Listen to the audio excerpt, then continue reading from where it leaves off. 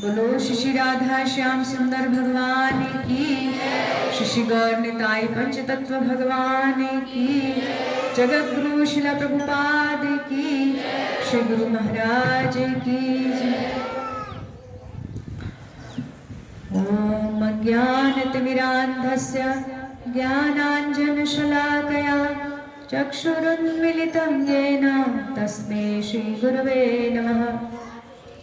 नमो विष्णुपादाय कृष्णप्रेष्ठाय भूतले श्रीमते भक्तिवेदान्तस्वामिनिति नामिने।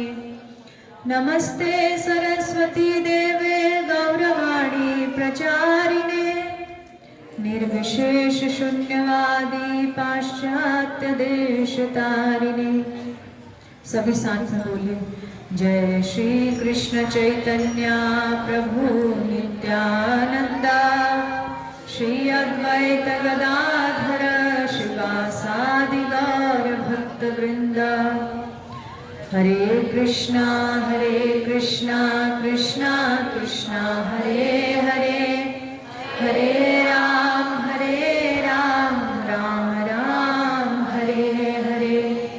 हरे कृष्णा कृष्णा कृष्णा हरे हरे, हरे राम राम राम हरे हरे। हरे कृष्णा कृष्णा कृष्णा हरे हरे, हरे राम राम राम हरे हरे। बोलो कृष्णचंद्र भगवान की जय, बोलो जगत गुरु शिला प्रभुपाद की जय, उपस्थित सभी भक्त वृंद की जय। एक बार सभी हाथ उठा के बोले हरे कृष्णा कृष्णा कृष्णा हरे हरे, हरे राम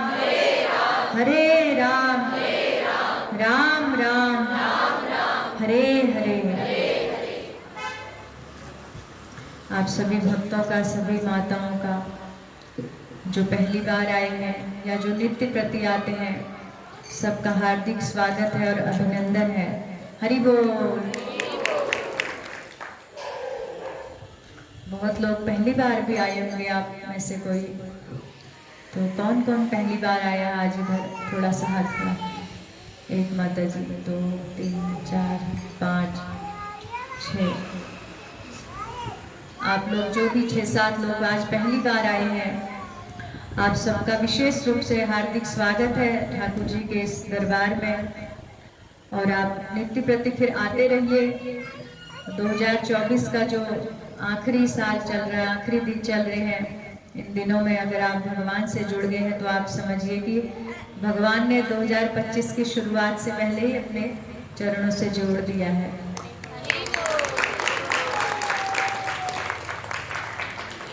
श्रीमद् भागवतम में एक श्लोक आता है, आयुर्हरति वै पुंसाम् उद्ययन्नस्तेन स तस्य रीते यतक्षणो न त उत्तम श्लोक वार्तयः। इसका मतलब है कि हम सभी जीवों को क्या करते हैं, आयु का हरण हो रहा है। आयुर्हरति वै पुंसाम्, पुंसाम् का मतलब है मनुष्य मात्र। मनुष्य मात्र के जीवन का जो समय का है प्रतिदिन हरण हो रहा है। किसके द्वारा? बच्चे लोग डिस्टर्ब कर रहे हैं, थोड़ा इनको पीछे कर दीजिए, पीछे चले जाइए। आयुर्हरति वै पुंसाम् उदयन अस्तेन स। सूर्य देव रोज उदय हो रहे हैं और रोज अस्त हो रहे हैं। तो प्रतिदिन जब सूर्योदय होता है तो हम सूर्य भगवान को नमस्कार करते हैं, प्रणाम करते हैं कि आज का दिन हमारा मंगलमय हो। और वो दिन भी हमारा उसी तरह निकल जाता है मंगलमय। भगवान का अगर हम स्मरण किए बगैर, नाम लिए बगैर वो दिन निकाल देते हैं तो हमारा दिन मंगलमय नहीं होता है, क्योंकि मंगल भवन अमंगल हारी। तो सभी मंगलों को लाने वाले जीवन में भगवान है। जब वो नहीं आएंगे तो हमारा दिन मंगलमय नहीं होगा। दिन की शुरुआत होती सूर्यदेव को हम प्रणाम करते हैं और रोज सूर्यदेव अस्त हो जाते हैं। उदयन अस्तय, उदय होता है और अस्त होता है तो हमारा एक दिन जीवन से घट जाता है, लेकिन हम इसको नोट नहीं कर पाते हैं। प्रतिदिन के समान उठते हैं, सोते हैं, एक दिन बीता एक दिन बीता, लेकिन प्रतिदिन सूर्यदेव हमें एक शिक्षा देते हैं। जब सुबह उदय होते तो वो कहते हैं कि अरे जीव, तुम्हारे जीवन में आज का एक फिर नया दिन मैं लेके आ गया हूँ, जिसके द्वारा तुम आज फिर से अपने जीवन को सफल बनाने के लिए कृष्ण का स्मरण कर सकते हो, भक्ति में जुड़ सकते हो। अभी भी तुम्हारे पास मौका है, एक दिन फिर लेके आया हूँ। यदि उस दिन भी यदि हम भगवान का स्मरण नहीं करते हैं, भगवान का नाम कीर्तन सेवा आदि नहीं करते हैं, अपने जीवन में कृष्ण को नहीं लाते हैं, तो जब शाम को सूर्यास्त होता है तो सूर्यदेव एक और शिक्षा देके जाते हमें कि आज मैंने एक मौका दिया था तुम्हें, तुमने उसको भी गवा दिया है। आज मैं चला गया हूँ, सूर्यास्त हुआ यानी कि एक दिन और तुम्हारे जीवन से चला गया है, एक दिन और तुम मृत्यु के निकट आ गए हो। तो हमें ये प्रकृति जो भगवान ने बनाई है इतनी सुंदर, ये रोज कुछ ना कुछ शिक्षा दे रही है। शिक्षा का देने का सार यही है, हर चीज हमें ये बात कह रही है बार बार कि तुम कृष्ण की तरफ मुड़ो, कृष्ण की तरफ मुड़ो। ये मनुष्य जीवन तुम्हें भगवान के लिए ही मिला है, भगवत प्राप्ति के लिए मिला है। लेकिन विवेक की जागृति ना होने के कारण इन सब संदेशों को हम ग्रहण नहीं कर पाते हैं और समझ नहीं पाते हैं कि ये प्रकृति क्या कहना चाह रही है। तो जो समय है, ये समय तो बीतता जा रहा है, 2024 भी निकल गया है, 2023 भी हमें याद है, पीछे जब छोटा मंदिर था वहां भी हमने तब सत्संग किया था कि 2023 निकल गया है, 24 शुरू हो गया। लेकिन आज हम फिर से सत्संग कर रहे हैं कि 24 जा रहा है, 2025 आ रहा है, एक वर्ष निकल गया पता नहीं चला।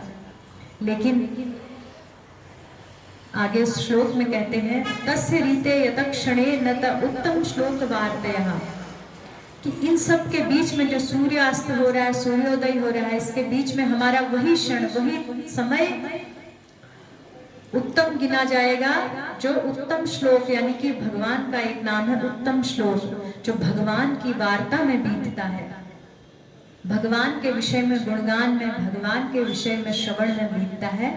वही समय हमारा सदुपयोगी है, वही समय हमारा शाश्वत काल की गणना में लिखा जाएगा। बाकी सब श्रम एव ही केवलम, केवल मात्र श्रम की गणना में चला जाएगा। सब कुछ किया और कुछ नहीं हाथ आने के लिए किया तो क्या किया। तो जैसे जैसे समय बीतता है, तो हमें तो लोग 31 मनाएंगे अभी परसों, पूरे अभी देखेंगे पूरे देश में कितना जश्न मनाया जाएगा, सब जगह पूरी दुनिया में। ठीक है, जश्न मनाना चाहिए, लेकिन ये तो थोड़ा सा दुख करने का समय भी है कि हमारे जीवन से एक वर्ष फिर चला गया है। हाँ, जश्न सब दुनिया मनाती है, तो भक्त लोग भी साथ में कीर्तन कथा वगैरह करते हैं। भक्तों को तो जश्न मनाने का अधिकार भी है, थोड़ा उत्सव मनाने का अधिकार भी है, क्योंकि वो भगवान की भक्ति में, कीर्तन में, कथा में अपना समय दे रहे हैं।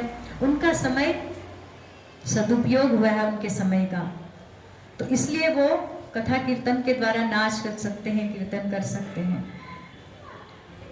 तो हमें ये शिक्षा लेनी है कि जैसे 2024 निकला, एक एक वर्ष हमारे जीवन से घटता जा रहा है, हमें पता भी नहीं चलता है। हम छोटे से बच्चे थे, कब बड़े हुए, पढ़ाई की, अब हम कब प्रौढ़ावस्था की तरफ जाएंगे और कैसे वृद्ध हो जाएंगे, समय कुछ आभास नहीं होता है। अपने को लगता है कि अभी तो हम छोटे ही हैं, यही बात बनी रहती है। इसी को कहते हैं माया का भ्रम, जो हमें कभी ये एहसास नहीं होने देती है कि तुम मृत्यु के निकट जा रहे हो।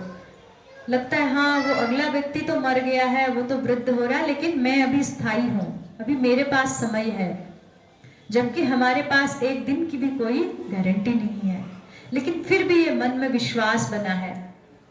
ये माया के द्वारा ऐसा भ्रम उपस्थित किया जाता है, जिसके द्वारा ये जीव अमूल्य समय को भगवान के स्मरण में लगा के, अगर वो जागृत होकर भगवान के स्मरण में लग जाएगा, नहीं, वो माया में ऐसा भ्रमित होता है, वो सोचता है अभी है समय, अभी है, अभी भक्ति करूंगा, थोड़ा सा जॉब कर लूँ, पैसा कमा के थोड़ा सेटलमेंट हो जाए, फिर उसके बाद फिर मैं भक्ति अच्छे से करूंगा। ये सोचते सोचते क्या होता है, वर्ष पर वर्ष बीतते जाते हैं और हम मृत्यु के निकट आते हैं। और जब हमने इतने समय 30-40 साल अगर भजन नहीं किया होता है, तो फिर वो संस्कार जो पूर्व में जो कार्य किया होता है, वो संस्कार हमें भजन की ओर प्रेरित नहीं होने देते हैं। हमें समय की प्रतीक्षा किए बगैर भगवान की ओर तेजी से आगे बढ़ना है। एक बार एक व्यक्ति समुद्र के तट पर बैठा हुआ था और बड़ा उदास बैठा था, दोनों घुटने पकड़ के। तो पास से एक व्यक्ति कब से देख रहा था कि कई घंटों से ये व्यक्ति यहाँ बैठा हुआ है। तो वह उसके पास जाता है, कहता है कि तुम यहाँ पर क्यों बैठे हो? मैं देख रहा हूँ तुम कब से बैठे हो और उदास बैठे हो, क्या कोई समस्या है, मुझे बताओ। तो जो व्यक्ति बैठा था सुबह से, वो बताता है कि मैं यहाँ पर समुद्र की प्रतीक्षा कर रहा हूँ। इसकी जो बहुत तेज तेज लहरें उठ रही हैं, ये लहरें थोड़ा शांत हो जाए तो मुझे समुद्र में स्नान करना है। लेकिन मैं तब से इंतजार कर रहा हूँ, इसकी लहरें बार बार उठती जा रही, इसकी लहरें कब शांत होंगी, तब मैं जाके समुद्र में स्नान करूंगा। क्योंकि लहरें बड़ी तेज आती हैं तो व्यक्ति डरता है उसमें स्नान करने। तो जो दूसरा व्यक्ति आया था उसने कहा, अरे आप तो बहुत मूर्ख हो, समुद्र की लहरें तो दिन रात अनादिकाल से चल रही हैं और आगे चलती रहेंगी, ये कभी नहीं रुकती हैं। इसमें लहरें तो प्रतिक्षण उठती ही रहती हैं। अगर लहरें जब रुकेंगी तब मैं स्नान करूंगा, ये सोचोगे तो तुम कभी स्नान नहीं कर पाओगे। अगर तुम्हें समुद्र स्नान करना है तो इन लहरों के बीच में से ही स्नान करना पड़ेगा। तो वो दिखाते हैं, जो लोग स्नान कर रहे हैं उन्हें देखो, उन लहरों में जूझते हुए स्नान करके बाहर आ जा रहे हैं। इसी प्रकार ये संसार में जो माया के जो अलग अलग जाल बिछे हैं तरह तरह के, ये समुद्र की लहरों के समान हमारे मन में अलग अलग तरह के विचारों की लहरें आती हैं। अब ये कार्य हो जाएगा, फिर हम बढ़िया से भक्ति करेंगे, वृंदावन धाम में रहेंगे, कमरा लेंगे, ये करेंगे, सो करेंगे। एक के बाद एक ऐसी प्लानिंग हमारे मन में बनती, बस ये हो जाए फिर, बस ये हो जाए फिर। लेकिन ऐसा करते हुए आप अपने जीवन में, व्यक्तिगत जीवन में हर कोई देखिए समय निकलता जा रहा है। जो हम चीजें अगर भक्ति की कल्पना कर रहे थे जहां पहुंचने की, वहां नहीं पहुंच पा रहे हैं। तो ये विचार रूपी लहरें हमेशा उठती रहेंगी जब तक इस माया जगत में रहेंगे। लेकिन हमें इन लहरों के बीच में जहां जिस परिस्थिति में है उसी परिस्थिति में कृष्ण का स्मरण करना है, कृष्ण का भजन के लिए समय निकालना है। कभी ऐसा नहीं होगा कि अब समय कहेगा मैं बस फ्री हो गया हूं, अब तुम भजन करो, अब तुम जप करो, कीर्तन करो। नहीं, इन सब के बीच में से हमें समय को निकालना पड़ेगा भगवान के लिए। जूझते हुए लहरों से स्नान करते हैं, वैसे ही माया के जितने भी हमारे जागतिक कार्य हैं संसार के, उन सब कार्यों के बीच से कृष्ण के लिए समय देना पड़ेगा, तभी हम भक्ति रूपी जल में स्नान कर पाएंगे। अन्यथा प्रतीक्षा करते हुए एक दिन ऐसा आएगा हम मृत्यु के निकट पहुंच जाएंगे। तो इस बात पर हमें विचार करना चाहिए कि समय कितनी तेजी से जा रहा है। गुरु महाराज जी कहते हैं कि समय बहुत कम है और सफर बहुत लंबा है। ये बात महाराज जी अक्सर बोलते हैं। समय कम है क्या? जो मनुष्य का जीवन है ये पानी में बुलबुला जैसे उठता है वैसे ही है। कुछ समय है, कुछ वर्ष हैं, 50-60 वर्ष, 70 वर्ष ज़्यादा से ज़्यादा। लेकिन इन्हीं वर्षों के बीच में हमारा 10 से 20 साल आप समझिए बचपने में ही निकल जाता है, फिर पढ़ाई मिला के 30 साल, और बाकी पीछे के 20 साल बेड पे निकल जाते हैं, 10-20 साल। तो रहे कितने जो युवा अवस्था होती है जहाँ पर व्यक्ति के अंदर थोड़ा सा उत्साह होता है करने का, उन सालों में ही भक्ति कर पाए। कि सबको सौभाग्य नहीं मिलता है कि बचपन से ही वो भक्ति कर पाए। यदि मिल गया तो अच्छी बात है, नहीं तो इतने ही समय में हम भक्ति कर सकते हैं। इतने कम समय में 50-60 वर्षों की अवधि में सफर बहुत लंबा है। यानी कि सफर कहाँ है?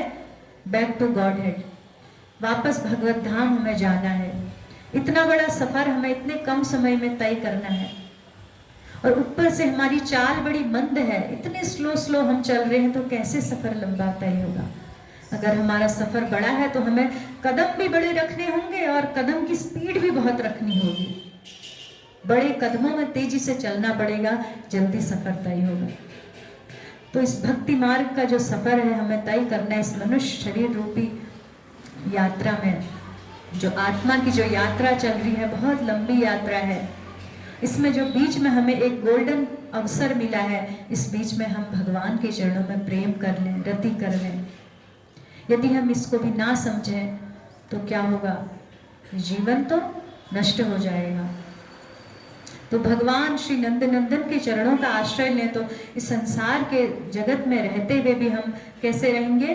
जैसे जल में कमल रहता है, वैसे हम निर्विघ्न रूप से निर्भय रह के इस संसार के कार्यों को भी पूरा कर पाएंगे और भगवान की भक्ति भी कर पाएंगे।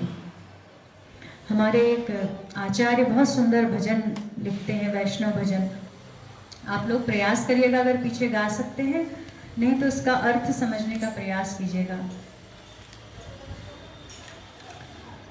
भजहु रे मना श्री नंद नंदन, अभय चरणारविंद रे।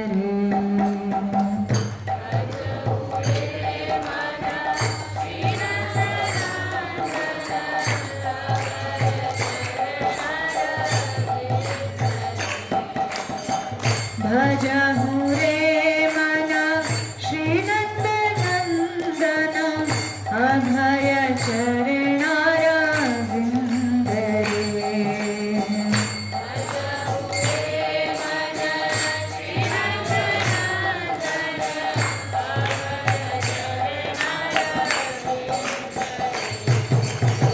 दुर्लभ मानव जन्म सत्संग, तारा हरे भव सिंधु रे।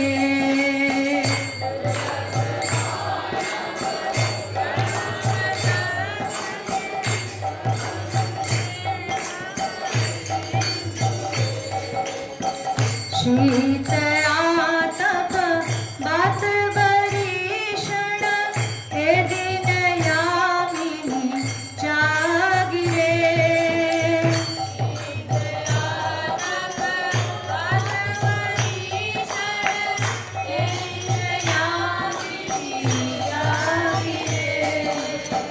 विफल से दिनु कृपण दुर्जना,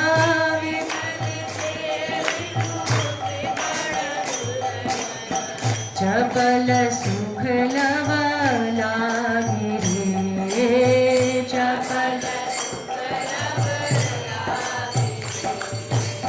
भजहु रे मना श्री नंद नंदन, अभय चरणारविंद रे।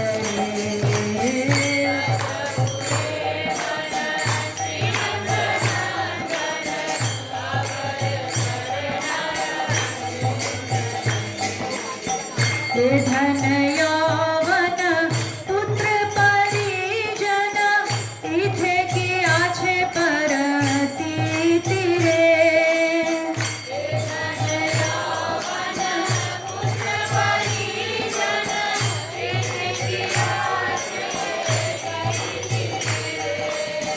कमल दल जला जीवन टलमला,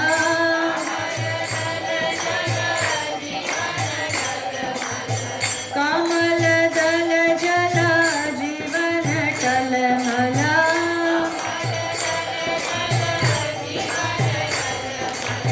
भजहु हरि पद नीति रे।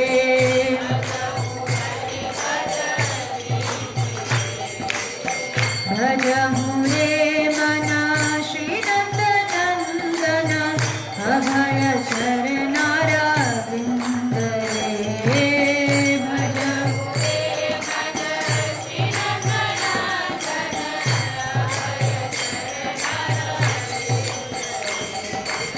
श्रवण कीर्तन स्मरण वंदन, पाद सेवन दास रे।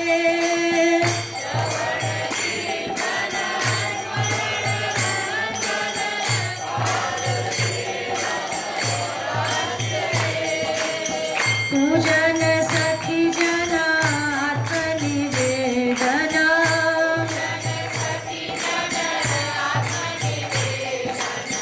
पूजन सखी जना आत्मनिवेदना।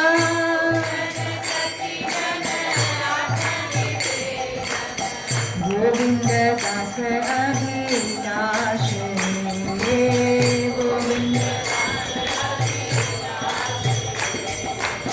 भजहु रे मना श्री नंद नंदन, अभय चरणारविंद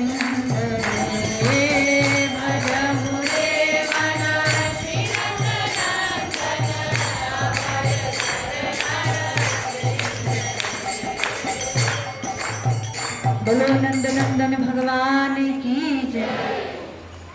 इस भजन में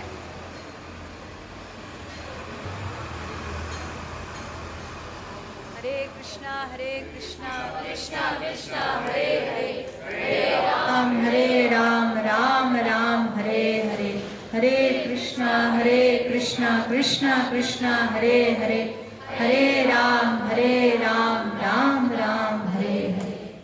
ये बहुत सुंदर भजन है। एक आचार्य है गोविंद दास जी, उन्होंने लिखा है। इस भजन में पूरे जीवन का सार भी लिख दिया है और उस जीवन में क्या करना है।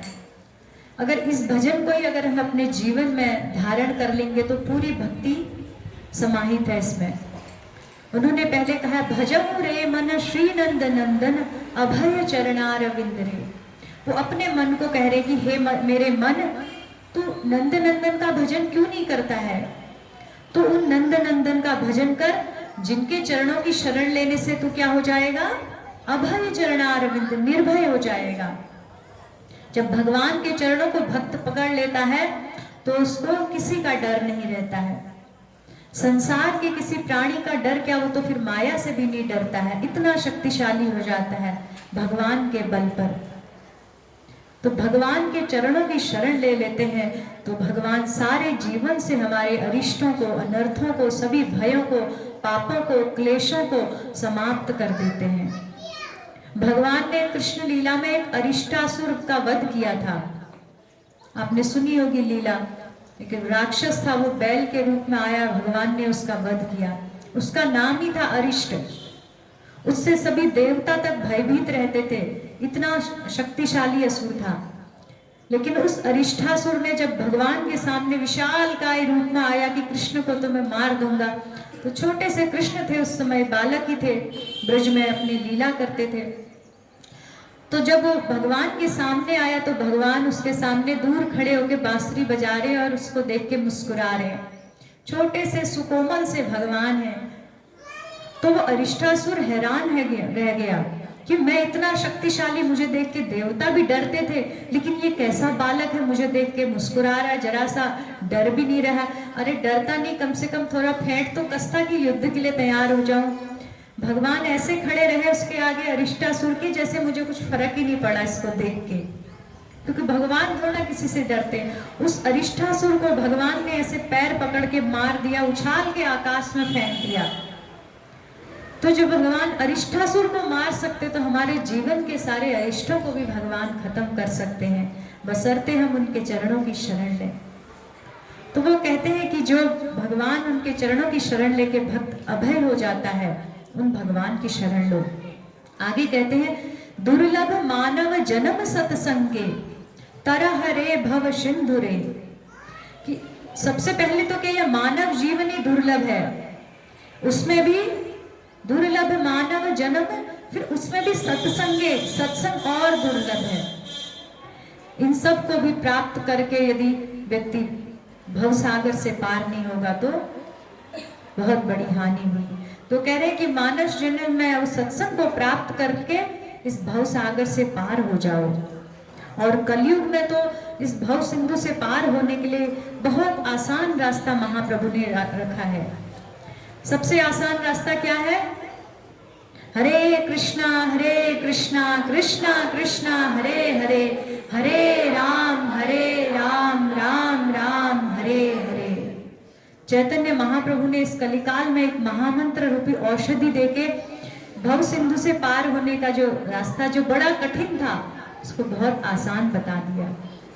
यद्यपि कलयुग बहुत विकराल युग है, कलयुग आ गया, कुछ भी गलत कार्य होता है तो हर कोई क्या कहता है, अरे बड़ा कलयुग आ गया।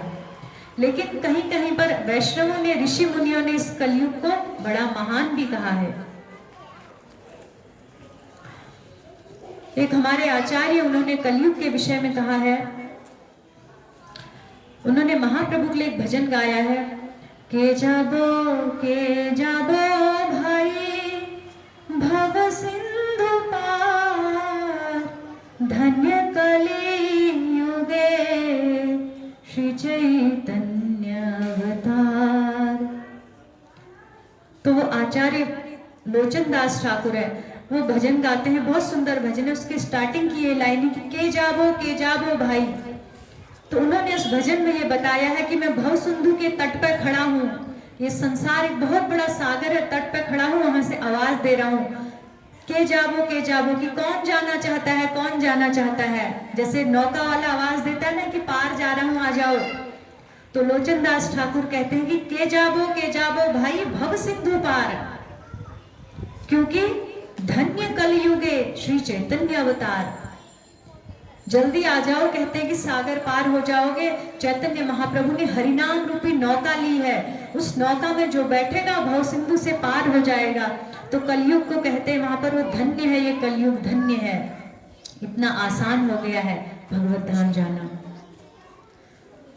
तो इसीलिए गोविंद दास ठाकुर इस भजन में कहते हैं कि दुर्लभ मानुष जन्म सत्संगे तरह रे भव सिंधु रे।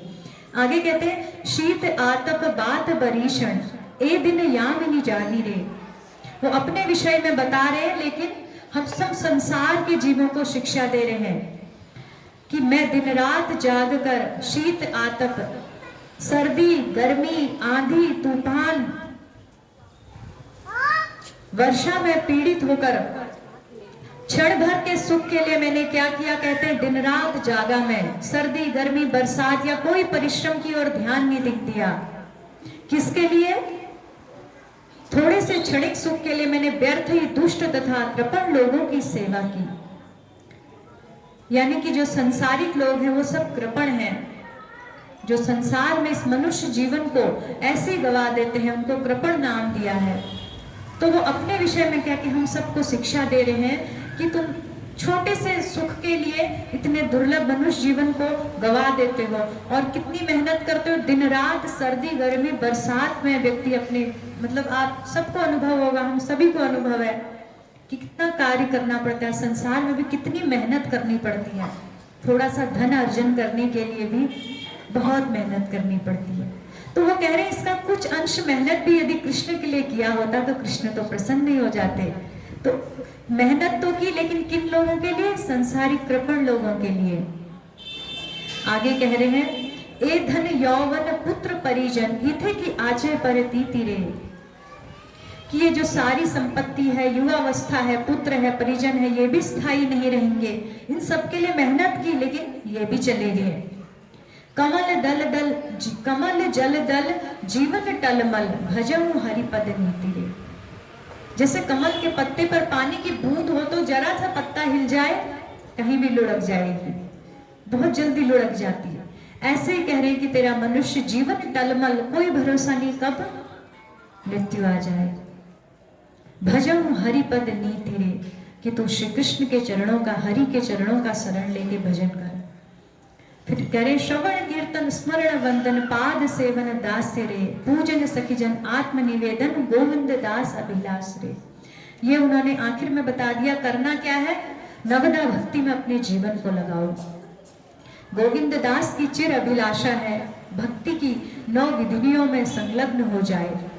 वो कह के हम सभी को शिक्षा दे रहे हैं कि मनुष्य तुम लोग देखो कैसा तुम्हारा जीवन है और कैसा जीवन तुम्हें पालन करना चाहिए।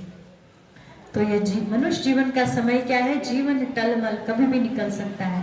जैसे हाथ में रेता को पकड़ो, रेत होती है जो बड़ी मुलायम सी, तो वो कब फिसल जाती पता नहीं चलता, मुट्ठी खोलो तो। ऐसे ही समय भी हमारे जीवन से जैसे मुट्ठी में बंद रेत है, वैसे ही है, कब निकल जाए। यदि हम समय भगवान के लिए देंगे, भगवान की कथा में, भगवान के कीर्तन में, भगवान के नाम सुमिरन में, भगवान की सेवा में, भगवान के भक्तों की सेवा में, इन सब कार्यों में अगर हम अपना समय देंगे तो समय के अनुसार एक दिन इसका परिणाम भी हमें मिलेगा।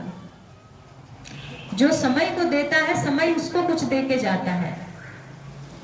किसी भी क्षेत्र में हम सबका अनुभव होगा, अगर कोई व्यक्ति पढ़ाई भी करता है तो अगर बहुत बढ़िया से 5-7 साल लगाता है, बहुत मेहनत करता है, पूरी तरह एकाग्रता से अपने को झोंक देता है पढ़ाई में, तो कुछ ना कुछ डिग्री हासिल होती है।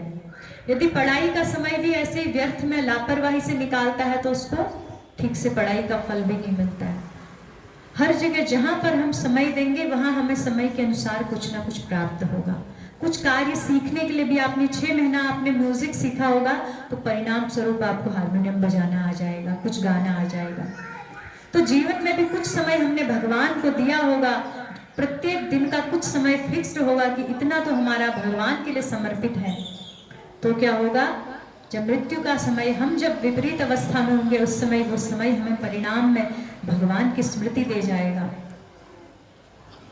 एक भजन आता है ना, गुरु महाराज कहते हैं, इतना तो करना स्वामी जब प्राण तन से निकले, गोविंद नाम लेकर मेरे प्राण तन से निकले।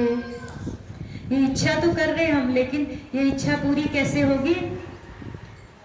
सबका मन होता है कि जब हम मृत्यु सैया पे हो, भगवान का नाम निकले, भगवान सामने खड़े हो। जब हमने जीवन भर भगवान का स्मरण किया होगा तो भगवान याद रखेंगे। भगवान क्या याद रखेंगे फिर? उस वक्त जल्दी आना, नहीं श्याम भूल जाना, राधे को साथ लाना, जब प्राण तन से निकले। जब हमने जीवन भर भगवान को याद किया होगा, फिर अधिकार से कह पाएंगे उस वक्त जल्दी आना। हमने उनको वक्त नहीं दिया होगा तो वो कैसे हमें वक्त देंगे? तो हमें शिक्षा लेनी है कि समय बीत रहा है, हम कृष्ण के लिए प्रत्येक 24 घंटे में कितना समय दे रहे हैं। आप सभी लोग जिनको भी आज यहाँ आने का सौभाग्य मिला है, तो ये समझिए भगवान ने हमारे जीवन में अपनी कृपा को भेजने के लिए ये परिस्थिति दी है, या हमें ये भक्तों का संग दिया है, ये सब सुनने को दिया है। बिना भगवान की कृपा के सत्संग प्राप्त नहीं होता है। तो आज से संकल्प कीजिए कि जो नया साल आ रहा है 2025, जो हमारे अब जीवन में हम प्रवेश कर रहे हैं, तो प्रत्येक दिन हम 2 घंटा तो केवल नाम जप करेंगे। अगर किसी के पास समय हो 2 घंटा सुबह, नहीं तो 1 घंटा सुबह 1 घंटा शाम लीजिए, नहीं तो आप 4 भागों में बांट लीजिए, आधा घंटा सुबह, फिर दोपहर, फिर शाम को, फिर रात को। मतलब जैसा अपना आपका जीवन दिनचर्या है उसके हिसाब से 2 घंटा तो 24 घंटे में कम से कम 2 घंटा भगवान के लिए रखना ही है। जिन्होंने ये जीवन दिया है, ये सब सुख सुविधाएं हमारे लिए दिए हैं, हम सांस ले रहे हैं उनकी कृपा से, उनको हम क्या दे रहे हैं? कम से कम हम उनको धन्यवाद करने के लिए, उनको धन्यवाद करने का सबसे अच्छा जो रास्ता है हमारे शास्त्रों में बताया है, हरे कृष्णा कृष्णा कृष्णा हरे हरे, हरे राम राम राम हरे हरे। यदि हम 2 घंटा 16 माला प्रत्येक दिन करते हैं तो ये भगवान को धन्यवाद देना होता है। उनका नाम जपते हैं हम, हरे कृष्ण कृष्ण कृष्ण हरे हरे, हरे राम राम राम हरे हरे। तो ये भगवान की प्रार्थना है नाम के रूप में कि हे भगवान श्री कृष्ण, हे श्रीमती राधा रानी, आप मुझे अपनी सेवा में लगाइए, आप मुझ पर कृपा कीजिए। तो ये हम प्रार्थना के रूप में इस नाम को प्रत्येक दिन करें, और बिल्कुल भी लापरवाही किए बगैर। ऐसा नहीं कि अभी यहाँ बैठे, अभी तो समझ में आया है, सबने मन में सोच भी लिया कि नहीं अब तो पक्का करेंगे, लेकिन अभी थोड़ा सा भंडारा खाएंगे, सब ये ऊपर से निकल जाएगा। ऐसा नहीं होना चाहिए। एक बार सुना है तो उसको दृढ़ता से अपने जीवन में धारण कीजिए, गंभीरता से, कि हमने अब 16 माला करनी ही है प्रत्येक दिन। क्योंकि 16 माला में जितने नाम आते हैं उतना हम 24 घंटे में जो सांस लेते हैं उसकी बराबरी करने के लिए 16 माला का कम से कम निर्धारण किया हमारे आचार्यों ने, कि 16 माला नाम जब भी करोगे तो आपके जीवन भगवान की ओर अग्रसर हो जाएगा।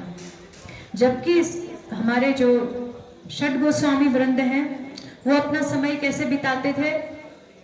संख्या पूर्वक नाम गान नति भी, कालावसाने कृतो। संख्या पूर्वक नाम गान, कि वो अपनी जो नाम जप की संख्या है, इतनी माला करनी है, 16 माला 32 माला 64 माला 128 माला 196 माला, वो इतनी माला करते थे कि कालावसानी कृतो, अपने काल को, समय को केवल नाम जप में ही व्यतीत करते थे। कि वो इस चीज का हमारे षड गोस्वामी वृंद ध्यान रखते थे कि हमारा समय भगवान के नाम संकीर्तन में ही बीते। तो जो आचार्य हैं जिन्होंने भगवान को प्राप्त किया है, उन्होंने अपनी जीवनी जी है, कैसे जीवन जिया जाता है वो जी के गए हैं और हमें शिक्षा देने के लिए। अन्यथा वो तो भगवत धाम के वासी थे, उन्हें आवश्यकता नहीं थी 22-22 घंटा नाम जप करने की, लेकिन उन्होंने हमें दिखाया आदर्श कि उन्हें पता था यदि हम 22 घंटा नाम जप करेंगे तो शायद एक कलयुगी प्राणी 2 घंटा निकाल ले। अगर वो 2 घंटा करते तो हम तो बिल्कुल ही नहीं करते, लेकिन हम ऐसे हैं कि वो हम 2 घंटा भी ठीक से नहीं देते हैं। हमें विचार करना है, आपके पास 24 घंटे में से 22 घंटे अपने लिए हैं, लेकिन केवल 2 घंटा, मात्र 2 घंटा भगवान के लिए निकालिए। जब भी कुछ विपत्ति आएगी हमारे जीवन में तो उसका समाधान कहाँ मिलता है? दौड़ के भगवान के चरणों में। कुछ भी होता है, प्रभु बचाओ, अब तो मैं विपत्ति में हूँ, अब रक्षा करो, अब मेरे से नहीं होगा। बीमार हो गए, प्रभु बचाओ। एक्सीडेंट हो गया, बचाओ। धन की कमी होगी, प्रभु बचाओ। पढ़ाई में मार्क्स कम आ रहे हैं, प्रभु नंबर अच्छे दो। हर चीज के लिए उनसे अर्जी लगानी, लेकिन जब उनको समय कितना दिया वो भी तो पूछेंगे, फिर हमारे पास कोई जवाब नहीं। तो हमें सोचना है कि समय निकल गया है, अभी तक जो हो गया सो हो गया, लेकिन आज से हम सावधान होंगे कि अब से हमारा जीवन में से 2 घंटा कम से कम, जो 2 देते हैं वो बढ़ाइए, 3 घंटा करिए, हम भगवान के लिए देंगे। संकल्प पूर्वक लगिए। जब अगले सप्ताह आप कार्यक्रम में आए तो आप लोग जब भगवान के सामने आए, आपको गर्व महसूस हो कि पिछली बार हमने सोचा था और हमने 1 हफ्ते भर 2-2 घंटा रोज 16 माला की थी। यदि आप जब करेंगे तो खुद अनुभव करेंगे जीवन में इतनी सुकून, इतनी शांति और एक निर्भयता का आना शुरू हो जाएगा। ऐसा नहीं कि एक दिन माला करिए, अगले दिन ही आप बिल्कुल निश्चिंत हैं, लेकिन प्रत्येक दिन भगवान का नाम जप करते हैं तो आपके पीछे ठाकुर जी हमेशा खड़े हैं। कुछ भी विपत्ति आएगी, कुछ भी होगा, सुख दुख, आपको लगेगा भगवान है ना हमारे पास, तो भगवान से एक अपनापन हो जाएगा। हम भगवान के दास हैं, ये भाव अंदर भीतर आना शुरू हो जाएगा। तो आप सबसे प्रार्थना है कि जैसे समय बीत रहा है, हमने स्टार्टिंग में जो भागवतम का श्लोक पढ़ा उसको याद रखिए। आयुर्हरति वै पुंसाम उद्दयन अस्तौ न सव, कि जो सूर्य देव प्रत्येक दिन हमारी आयु का हरण कर रहे हैं, तो आयु के साथ साथ हम भगवान कृष्ण का स्मरण करते जाएं, ताकि हमें ग्लानि ना हो कल का दिन हमारा जीवन से चला गया। यदि भगवत कीर्तन, कथा और नाम जप में बिताया होगा, अच्छे कार्यों में समय बिताया होगा, तो फिर क्या होगा? कभी दुख नहीं होगा, पश्चाताप नहीं होगा पिछले समय के लिए। तो अपना पूरा जीवन हम ऐसा जिए कि जब कभी भी हमें अपने पिछले जीवन की तरफ झांकने की बात आए तो बड़े गर्व से झांक पाए हम कि हमने पिछला जीवन तो बहुत अच्छा जिया है। तो आप सबका इन्हीं शब्दों के साथ बहुत बहुत धन्यवाद। एक बार सभी हाथ उठा के बोलिए हरे कृष्णा हरे कृष्णा कृष्णा कृष्णा हरे हरे हरे राम श्री गौर निताई पंचतत्व भगवान की, पूरी दिव्य गुरु परंपरा की, वृंदावन के षड गोस्वामी वृंद की, जगत गुरु शिला प्रभुपाद की, श्री गुरु महाराज